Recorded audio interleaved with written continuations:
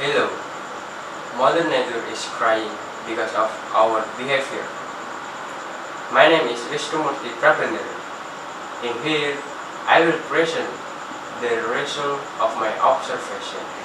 Mother Nature has developed a life form, process, methods, tool, techniques, algorithms that are time-tested and developed a result of experiments, trial, and optimization in her grand laboratory. There is no pollution, no waste, no energy crisis, no material crunch in nature.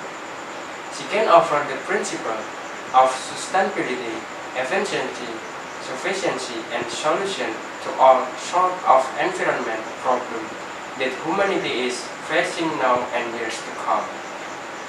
We are destroying nature at an unprecedented rate, threatening the survival of a million species and our own future.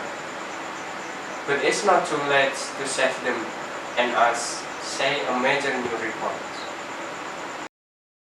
The evidence is incontestable. Our destruction of biodiversity and ecosystem service has reached level on threaten our well-being at least as much as human-induced climate change. Preventing this is critical to saving ourselves, say the reports. Ecosystem species will population local varied, and the breeds of plant and domesticated animals are shrinking. Activities and are a direct threat to human well-being in all regions of the world.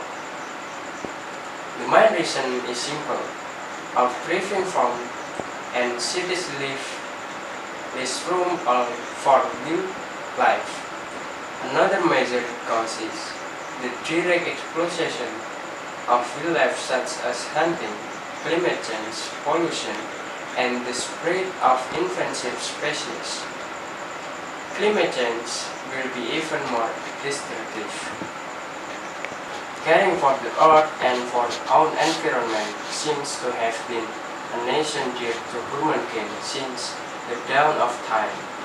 Even to this day, many of those societies that are deemed primitive for having retained element of a lifestyle that most human societies abandoned millennia ago exhibit, to some degree, a sense of protection of the planet. Nowadays, climate change and environment and wildlife protection have never been more talked about, with the prospect of humankind irremediably damaging our home. At the same time, this destruction of our environment is taking its toll on us. Some natural resources such as oil, soil, and fish are being used up, and subsequently conflict and attention, hunger are being exacerbated by this sexually.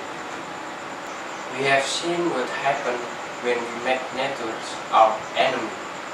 If we instead make it our ally, helping us to help ourselves, and in doing so create healthy societies, resilient economies, and thriving business, we will have learned the greatest lesson from the tribal period.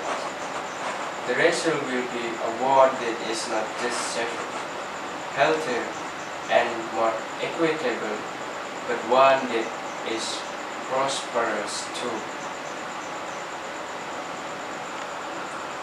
Thank you for your attention, and see you later.